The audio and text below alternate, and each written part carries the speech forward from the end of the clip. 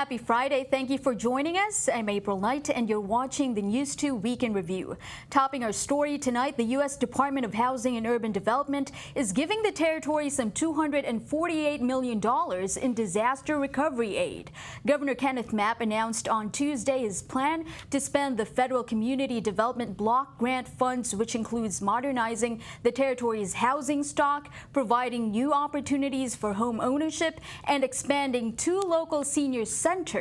News 2's James Gardner has more.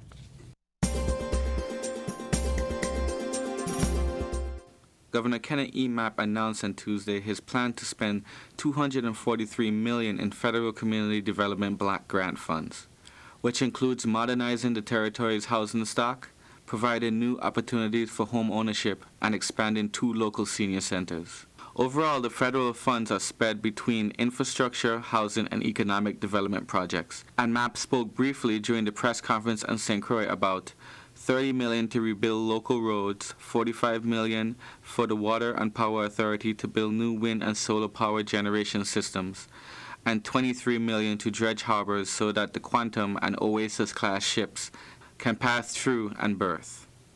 Another $5 million, he said, would support tourism advertising efforts and show that the territory during the winter months is still open for business. You want to dredge the harbors, but tell us how that's going to help.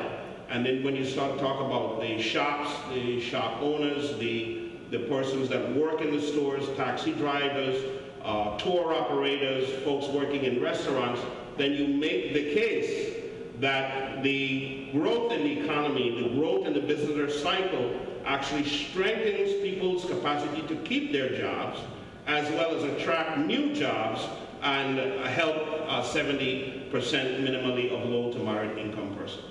But more important on the agenda Tuesday was the attention Mapp put towards overall housing efforts, including the streamlining of the Federal Emergency Management Agency's STEP program, which first offers residents temporary home repairs before a second wave of permanent repairs can come through. Mapp says FEMA has agreed to convert the program into a permanent roof repair program, and $10 million can be put towards bringing an additional main contractor that can facilitate the installation of 20 roofs a day instead of per month. And they're not building roofs we're not going to let people put roofs on your house and make it look good, and then when a car drives by at 40 miles an hour, blow your roof off. We want to make sure that you have a coated roof on your home, that you have secured windows and doors, so that you can shelter, because much of our shelters are damaged. The schools are damaged as a result of Irma and Maria, and we know that one of the plans on the table is that depending on the storms, we may have to evacuate people from the Virgin Islands. And so if we can fix homes in a permanent way that they can become shelters, then that demand to evacuate is in fact lessened. With much of the money going into housing, Mapp said the living solutions of senior citizens also need to be found. Along with developing the 30-acre Herbert Gregg Home for the Aged on St. Croix, the government is actively looking to purchase Seaview Nursing Home on St. Thomas, rehab it, and install independent living units for seniors that will be relocated from the Queen Louise Home for the Aged, which will be shut down.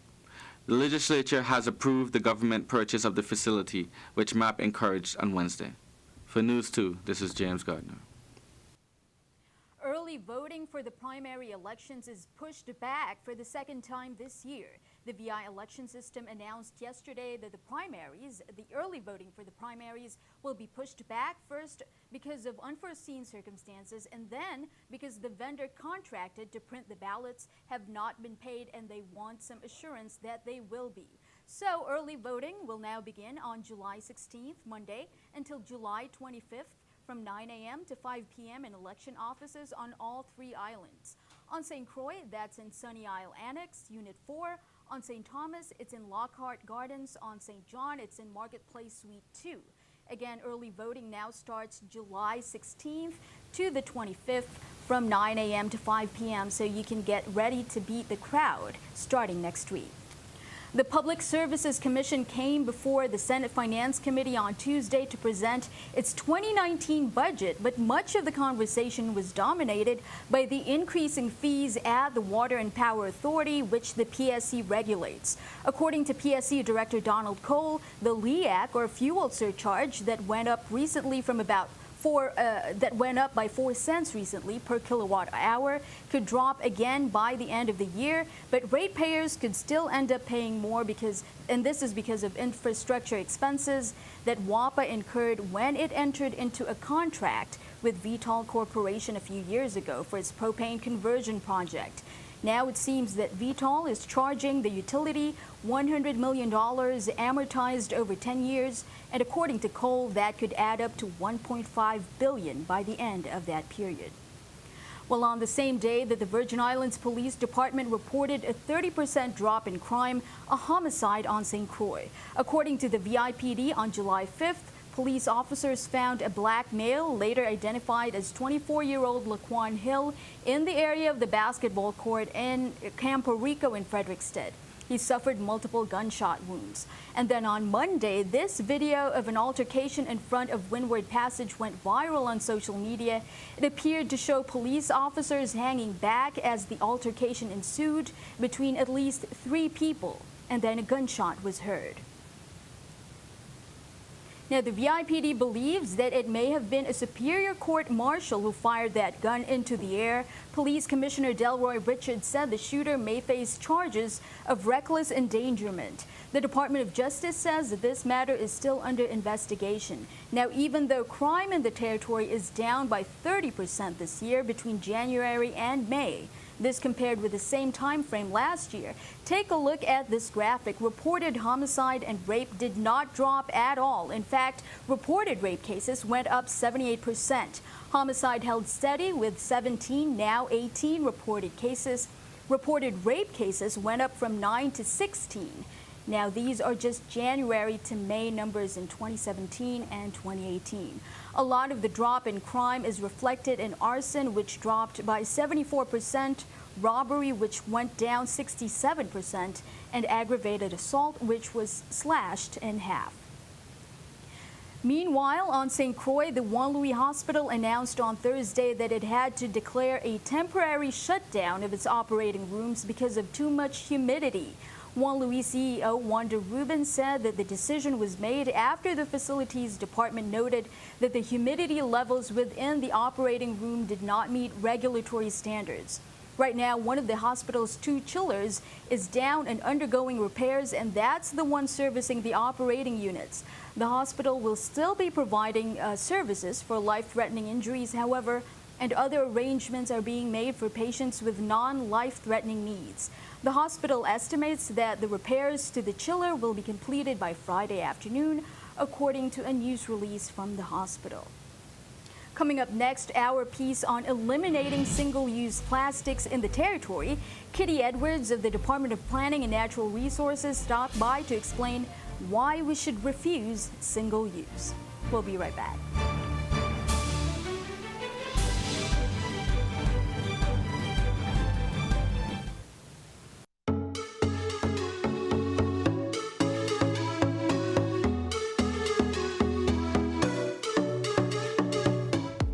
Welcome back. It seems Government House and the legislature are at an impasse. Governor Kenneth Mapp recently stated that even with the recent Senate override of his veto, he will not be implementing the law that would require the West Indian Company to appraise the value of estate Catherineburg on St. Thomas. The law would also transfer the estate to government ownership and deduct its value from the roughly $6 million that WICO owes the government in payments in lieu of taxes. The governor stated, he said that the Senate's authority, he questioned the Senate's authority to set the sale or transfer of properties and that he will not be implementing what is now essentially law. The territory is getting more money from the federal government, but this time for flood risk management. The U.S. Army Corps of Engineers recently announced that it's working on more projects with funding from the 2018 Bipartisan Budget Act. The Jacksonville District, which includes the U.S. Virgin Islands under its area of responsibility, got $3.3 billion for long-term recovery investments. Puerto Rico is getting $10.6 million of that, while the Virgin Islands is getting $800,000 of that amount.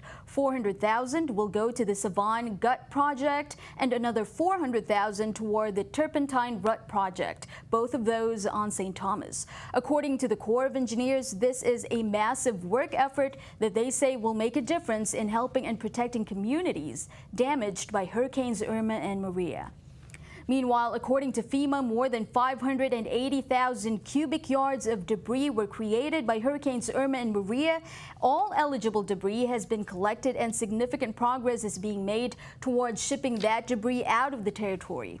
Barging of more than 194,000 cubic yards from St. Thomas and St. John will begin in August. On St. Croix, more than 385,000 cubic yards will begin barging this fall. Recovery officials ask all Virgin Islanders for their patience as the process of debris disposal is completed. The Department of Planning and Natural Resources sent representatives to the Senate recently to testify on a bill that would ban businesses from providing plastic straws to their customers. However, one environmental advocate said it's not just the straws and the plastic bags that we need to eliminate, but single-use plastics in general. Here's our conversation with DPNR's Education and Outreach Coordinator Kitty Edwards on why Virgin Islanders should refuse single-use. A single-use plastic is a plastic item that is designed to only be used once. So it's a plastic water bottle that you purchase, you drink, and you throw away. It's the plastic straws that you get in your drink at a restaurant, and as soon as you're done, they are discarded. Single-use plastic bags, again, you use them to carry home, and then they are designed to be thrown away immediately. When I'm giving presentations, I really like to use the term plastics break up, they don't break down. So they will break up into smaller and smaller pieces throughout their lifetime, but they never actually decompose into organic matter. So you use a straw for like 5 minutes for your smoothie or something, and then it's there forever? Forever, yeah. Right. The anatomy of the trash of a beach is very much decided by the activities that take place there. There are a lot of bars, there are restaurants, people are ordering food and bringing it down onto the beach. So we find plastic cups, plastic straws, and plastic cutlery are... Styrofoams? Oh my goodness, so much styrofoam. Yes, so styrofoam containers. What can we do, as individuals to make at least little changes in our lifestyle? So I think that really water bottles is an easy one. A lot of us drink our cistern water, a lot of us don't. You talk to your landlord, find out, learn about your cistern, learn about where your water comes from.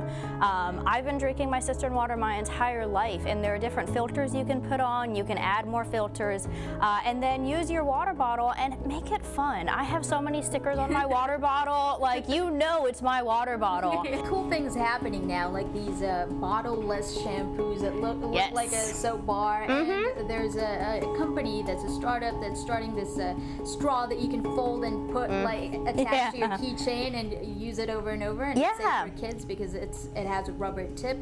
Those are things that help make it attractive for people. Yeah, absolutely. The shampoo bars I love. There are quite a few companies who make them. I use the shampoo bar at home. I use face wash that's in a bar. I know sometimes it takes legislation to make businesses realize that maybe we should stop this practice because eventually it's becoming unsustainable, environmentally unsustainable. What else would you like to see apart from, banning plastic bags, banning plastic straws? What steps can business owners like restaurants, for example, or grocery stores take that would help this cause without costing them so much? Right. A lot of it is just really small changes within your operations. You can switch the paper straws if that's something that you're interested in. You washed your dishes. So yes, you might use a little bit more water, but they're very cost-effective dishwashers. You can end up saving money in the long run. When it comes down to it, Virgin Islanders love the Virgin Islands. Whether you've been here 6 months, 6 years, 60 years, your entire life, you know, once you're a Virgin Islander, you really love it. And when you approach the issue as protecting our home and making it as healthy and as amazing and sustainable as it can be for future generations, it's a much easier topic to tackle. Coming up next, Beryl barely brushed by the territory over the weekend, but still had minor impact on both districts. We'll have that and your News 2 AccuWeather forecast when we come back.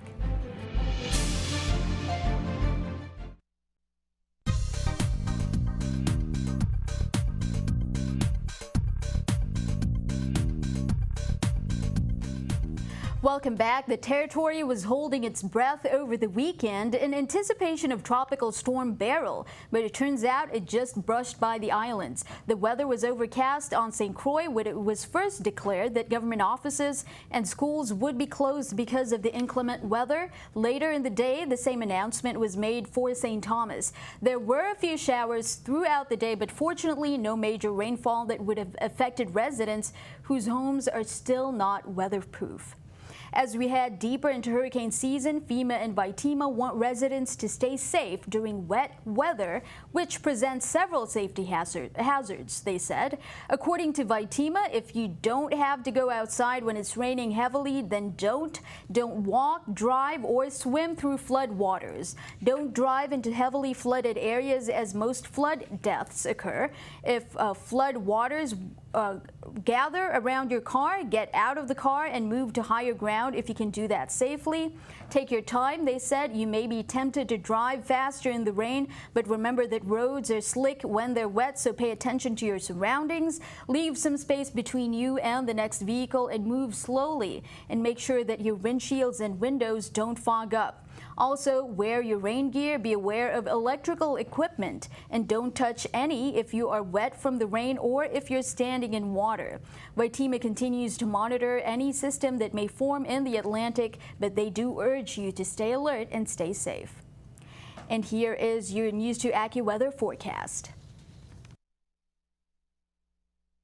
Good afternoon. I hope everyone is safe and well. We did have some pretty heavy downpours at times as we had tropical rainstorm Beryl push across the islands earlier, and we are still going to see a couple of downpours tonight. You can see right now Puerto Rico is getting hit pretty hard, mainly the eastern side of the island with some heavy downpours, mudslides, flooding. Those are the concerns there. For us, we are going to see a couple heavy downpours throughout the night with some of those bands left behind the storm.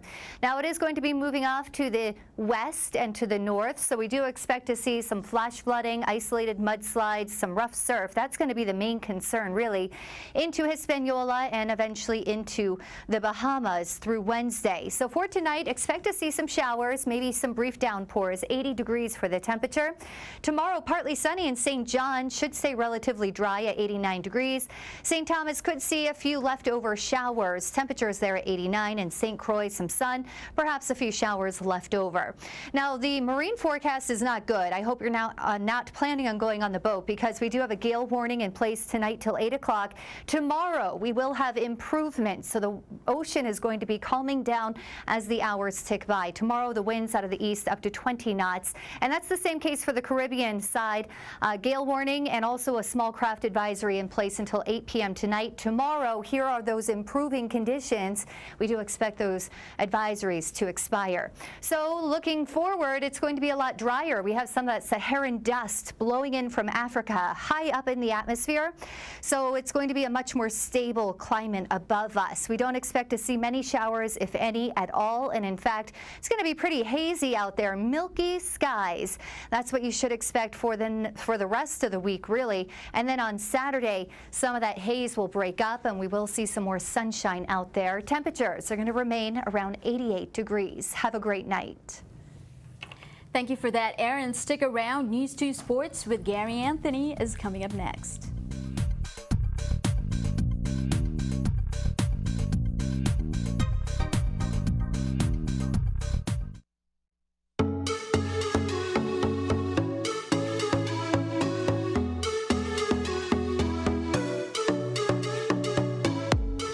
Welcome back. Emancipation Garden on St. Thomas was inundated with live music on Wednesday made by young Virgin Islands musicians. Some 25 graduates of the 2018 UVI Summer Band Camp showed off the skills that they learned over the 4-week program this summer. They flourished under the tutelage of retired UVI music professor Austin Benzen and acclaimed jazz drummer Dion Parson, who's also now chair of the university's music department. The mentors are really proud of their students. Here's more. So when we first started, it was just a band camp, and then about 3 years after, we incorporated an opera camp. So we had band and opera. Because of the storms, we have a condensed version this summer. We have 4 weeks as opposed to our regular 6 weeks. Right. So this is the first of our 4 performances. Despite the devastation and distractions that's happening in the community based on the hurricanes, we try to keep the students engaged. We don't necessarily focus on the hardship that they're dealing with, because everyone have been affected. Our goal is to keep them focused, keep them, alive positively, and assist them in their needs. The St. George Botanical Garden was the place to be on Sunday for what many consider the social event of the summer, the 22nd annual Mango Melee and Tropical Fruit Festival. Thousands of visitors walked the grounds and were treated to many flavors of food and drink. There was plenty of live music and arts and crafts. Vendors brought some very original items to share and sell. And as usual, the mango eating contests brought the excitement. It began with dance, followed by the Children's Mango Eating Contest, which was won by Peyton Schindler. On the adult side, Eric Louette's Doan consumed his 8 mangoes faster than the competition. My secret was just watching what they did the previous year and also eating a huge lunch. I don't recommend it, but it was great. It's going well today. There's a lot of people out. We've got a steady breeze thanks to Hurricane You-Know-Who.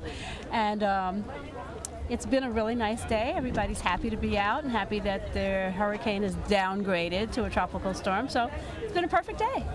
Not so much surprised as happy to see people come together for something that's so normal in our community, something that we look forward to every year. So it's really nice to have a good crowd out. People seem to be happy, and even though there are fewer mangoes, there are a lot more people. And here's News 2 Sports with Gary Anthony. I'm Gary Anthony, and this is News 2 Sports. Goal! Let's talk 2018 FIFA World Cup soccer. It's going to be France versus Croatia for all the marbles on Sunday.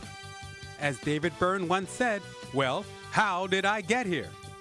Starting with France, they are 5-0-1 in World Cup play and enter the finals after beating Belgium 1-0 in the semifinal on Tuesday. Croatia gets to the finals with a 6-0 record, 2 wins via penalty kicks, and they rallied to beat England in their semifinal match Wednesday 2-1. France versus Croatia for the 2018 World Cup Championship. Catch the action Sunday at 11 a.m. on Fox via Channel 9 or 509 in HD. Moving on to tennis and Wimbledon. In the women's bracket, the finals are set. It will be Serena Williams, the 25th seed, versus the 10th seeded Angelique Kerber of Germany. This is a rematch of the 2016 Wimbledon finals won by Serena.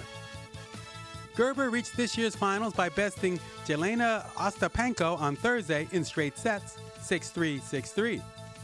Serena punched her ticket to the finals, beating Julia Georges in straight sets, 6-2, 6-4.